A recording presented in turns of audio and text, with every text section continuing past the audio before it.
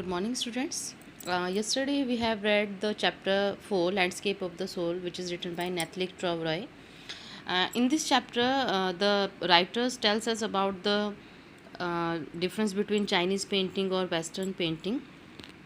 We have read lots of stories in this chapter. Now, let's start next paragraph. In the Chinese story, the emperor commissions a painting and appreciates its outer appearance. तो अभी तक हमने पढ़ा है कि इसमें जो writer है इसमें चाइनीज़ पेंटर और वेस्टर्न पेंटिंग के बारे में डिफ्रेंशिएट कर रहा है, बता रही है कि क्या क्या उसमें डिफरेंस होता है। अब हम चाइनीज़ स्टोरीज़ में हम देखते हैं कि जो एम्प्रर है, जो हमने पहली वाली सबसे पहली स्टोरी पढ़ी थी वू डाउजी वाली, ठीक है, जिसमें एम्प्रर टैंग जुआंग जोंग जो होते हैं, ठीक है। तो इस स्टोरी में जो एम्प्रर है वो एक पेंटर को कमीशन करता है, मतलब उसको आदेश देता है कि वो एक पेंटिंग बनाने के लिए, और वो सिर्फ उसका आउटर अपीयरेंस को, यानी सिर्फ बाहरी दिखावे को ही देखता है, जो उसने बाहरी खूबसूरती को ही देखता है। But the artist reveals to him the true meaning of his work. लेकिन जब आर्टिस्ट गायब हो जाता है तो वो बताता है रियलिटी, उसके काम की जो रियल मीनिंग था वो उसको बता देता है। The emperor may rule over the territory he has conquered, but only the artist knows the way within. Let me show the way, the Tao, a word that means both the path or the method and the mysterious work of the universe. The painting is gone, but the artist has reached his goal beyond any material appearance. अब इस paragraph से हमें क्या पता चलता है कि कोई भी एम्प्रर हो, कहीं का भी कोई महाराजा हो या सम्राट हो, वो सिर्फ एक अपने किसी जगह पर एक शासन कर सकता है, किसी देश के ऊपर राज कर सकता है, जीत सकता है। लेकिन जो आर्टिस्ट होते हैं, जिनको हम कुछ नहीं समझते, सिर्फ उसी के पास एक चीज़ है कि जब वो बोलता है कि let me show the way, आओ मैं आपको रास्ता दिखाता हूँ डाओ। तो ये दिखाता है कि सिर्फ एक आर्टिस्ट के थ्रू ही हम किसी पाथ को या किसी मेथड को जान सकते हैं, और उनका जो मिस्टीरियस वर्क, एक रहस्यमय जो वो काम करते हैं इस यूनिवर्स में, ठीक है। जो हम इस स्टोरी से पता चलता है कि पेंटिंग चली गई, लेकिन आर्टिस्ट जो चाहता था कि वो उसके माइंड को देखे, उसके छोटे से छोटे काम को वो ध्यान से देखे, वो अपने उस गोल तक पहुंच चुका था, बियॉन्ड एनी मटेरियल अपीयरेंस, बिना किसी चीज़ का किसी दिखावे के। A classical Chinese landscape is not meant to reproduce an actual view as would a western figurative painting. अब दोनों में डिफरेंस क्या बताया गया है कि जो चाइनीज़ लैंडस्केप होता है, ठीक है, जो चाइनीज़ पेंटिंग होता है, वो उसका जो मतलब होता है कि वो एक्चुअल व्यू नहीं दिखाना चाहता, जैसे कि वेस्टर्न फिगरेटिव पेंटिंग में दिखाया गया था।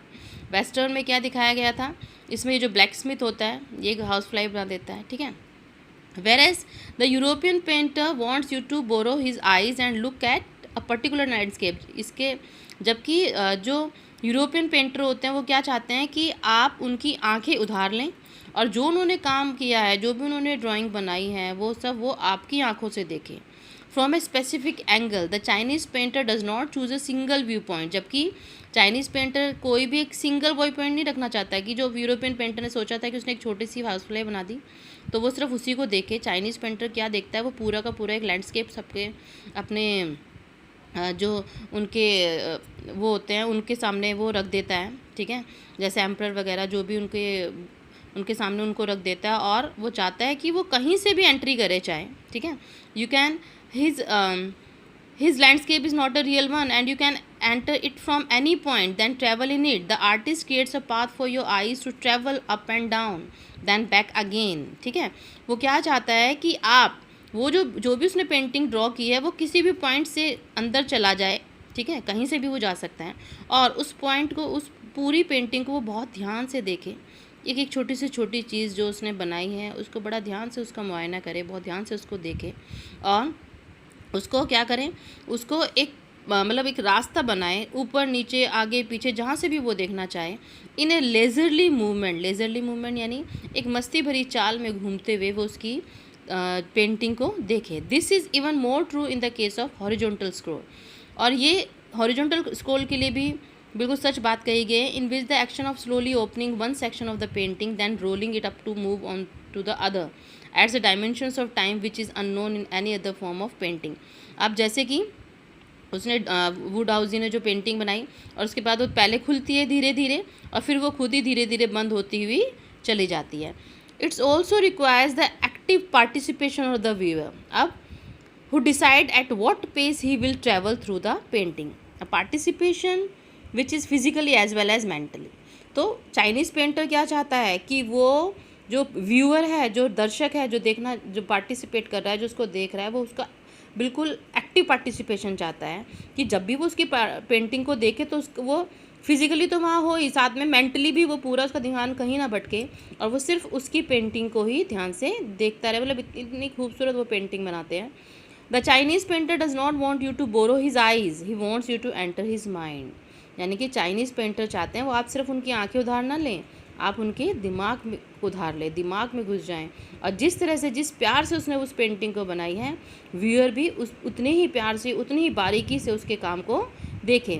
The landscape is an inner one, a spiritual and conceptual space. अब लैंडस्केप जो बनाया गया है वो इसी टाइप का लैंडस्केप था जिसमें स्पिरिचुअल और साथ साथ कॉन्सेप्चुअल स्पेस उसने दिया था, आध्यात्मिक से रिलेटेड वो था। ठीक है,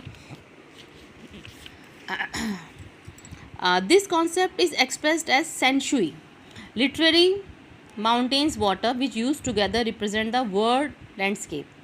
इस कॉन्सेप्ट को, जो हम चाइनीज़ व्यू के कॉन्सेप्ट को ले रहे हैं, हम एक सेंशुई वर्ड से एक्सप्रेस कर सकते हैं जिसका मतलब होता है mountain water. Mountain water, shanshui means two mountain water. जो दोनों चीज़ों को, इन दोनों ही चीज़ों की हमें हमारी अर्थ पे बहुत ज़्यादा ज़रूरत पड़ती है और लैंडस्केप के लिए भी हम माउंटेन और वाटर दोनों का यूज़ करते हैं। More than two elements of an image, these represent two complementary poles reflecting the Daoist view of the universe. ये दोनों एक ऐसे एलिमेंट है, वाटर और माउंटेन, ठीक है, जो किसी भी पेंटिंग के लिए सबसे ज़्यादा ज़रूरी होते हैं और एक कॉम्प्लीमेंट्री पोल्स की तरह यूज़ होते हैं। जैसे डाउइस्ट यानी वू डाउजी की बात की जा रही है, जो पेंटर रह चुके हैं, वो जैसा व्यू चाहते हैं। The mountain is yang, mountain water है तो इसको हम क्या बताया गया उन्होंने, the mountain is yang reaching vertically towards heaven. जो माउंटेन है उसको यांग के नाम से बोला गया है, जो सीधा आकाश की तरफ जाता है। Stable, warm and dry in the sun, ठीक है, एकदम सख्त, गर्म और सूखा हुआ। While the water in yin, अब वाटर को हम इसने क्या बोला गया है, यिन नाम दिया गया है। Horizontal and resting on the earth, जो ज़मीन पर है और आराम कर रही है। फ्लूइड, मॉइस्ट एंड कूल, एकदम बहता हुआ, नमी और बिल्कुल ठंडा, जो ठंडक प्रदान करता है, जो हमारा पानी है। The interaction of yin, the respective feminine aspect of universal energy, and his counterpart yang, active and masculine. अब देखो इन्होंने क्या किया, is of course a fundamental notion of Daoism. Daoism में बताया गया है कि ये जो यांग एंड जिन की जो बात की जा रही है, ठीक है, शेंशुई में, इसको इन्होंने मतलब फेमिनाइन और मैस्कुलाइन बता दिया गया है। जिस तरह से कोई हम बोलते हैं ना कि हमारी जो नेचर है उसमें हमारा मैस्कुलाइन और फेमिनाइन दोनों का ही बिना हमारा काम नहीं चल सकता, तो यांग को मैस्कुलाइन कहा गया है, ठीक है, जिसके बिना कोई रिप्रोडक्शन नहीं हो सकता। और यिन को इन्होंने फेमिनाइन बोला है, ठीक है, फेमिनाइन का कॉन्सेप्ट दिया है कि इन दोनों के ही बिना हमारा नेचर चलना मुश्किल है, ठीक है।